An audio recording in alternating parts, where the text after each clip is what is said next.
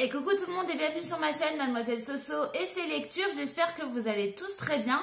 Aujourd'hui je vais vous faire la présentation de deux romans qui sont des témoignages de personnes qui ont été maltraitées dans leur enfance et qui racontent leur histoire. Jusqu'à maintenant, je sais, je vous ai présenté surtout des fantastiques, des Disney, mais non, il n'y a pas que ça.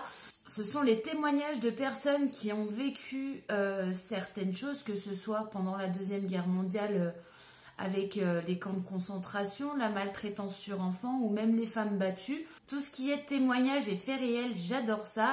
Et du coup, voilà, je voulais partager ça avec vous aujourd'hui.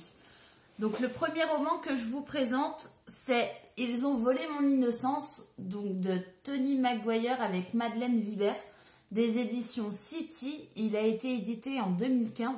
Ce roman raconte le témoignage de Tony Maguire. La plupart de son enfance s'est passée dans un orphelinat et là elle va raconter ce qui s'est passé quand elle avait 5 ans dans l'orphelinat où elle était. Où voilà, on se rend compte que même si c'est censé être un endroit qui protège les enfants, il peut se passer des choses qu'on ne s'imagine pas. Et du coup, elle raconte ce qu'elle a subi avec le directeur, le système qui s'est tramé pendant des années dans cet endroit, notamment la vente d'enfants à des hommes qui leur faisaient subir les pires maltraitances qu'on peut imaginer. Et du coup, aujourd'hui, elle s'est relevée, elle a voulu raconter ce qui s'est passé pour pousser les personnes qui ont subi le même genre de choses à raconter son histoire aussi, ou au moins en parler. Et du coup, c'est pour ça que même si elle partage ses souvenirs, mais elle veut quand même garder une part de secret parce que bah voilà, c'est pas la seule concernée dans l'histoire. Et du coup, voilà, elle raconte ce qu'elle a vécu, ce qui s'est passé, ce qu'elle a subi, tout le combat qu'elle a mené pour réussir à s'en sortir de là-dedans. Et du coup, voilà, ce livre est vraiment bien et je vous le conseille. Le deuxième livre que je vous présente aujourd'hui, c'est « Je n'étais qu'un objet » de Colette Elliott, donc pareil, des éditions City Poche. Là aussi, c'est un témoignage de l'auteur du roman qui raconte aussi son histoire quand elle avait 4 ans avec sa mère prostituée qui n'hésitait pas à la laisser dans les mains de ses clients pour lui faire subir tout et n'importe quoi. Un système social qui l'a complètement laissé tomber malgré les appels au secours que la jeune fille faisait à cette époque-là. Elle raconte aussi comment elle s'est relevée face à tout ça, comment elle a survécu à ça. Surtout parce que voilà, hein, je pense que n'importe qui s'effondrerait au moindre truc que tu trouveras dans ce roman-là.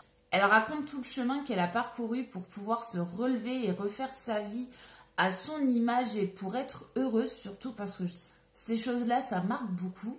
Et voilà, malgré le fait que ce soit ancré en elle et qu'elle n'oubliera jamais tout ça, bah voilà, elle veut quand même faire partager son histoire pour aussi pousser celles ou ceux qui subissent tout ça à parler et à se battre face à tout ça.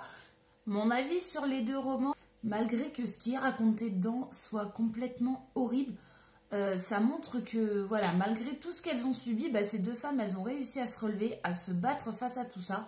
Et pour moi, ça montre que voilà, même si on subit les pires horreurs qu'on peut imaginer, que ce soit la violence conjugale ou l'harcèlement au travail ou autre, hein, ou même l'harcèlement scolaire, ça prouve que quand on s'entoure des bonnes personnes, on peut soulever des montagnes pour affronter tout ça. Et vraiment, je trouve que ça fait prendre conscience que dans la vie, bah voilà, il faut se battre pour être heureux, pour avoir tout ce qu'on veut et il faut en donner.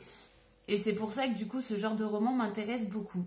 Et voilà pour la vidéo d'aujourd'hui, j'espère qu'elle t'aura plu. Si c'est le cas, n'hésite pas, commente, partage, lâche les pouces bleus, ça fait plaisir.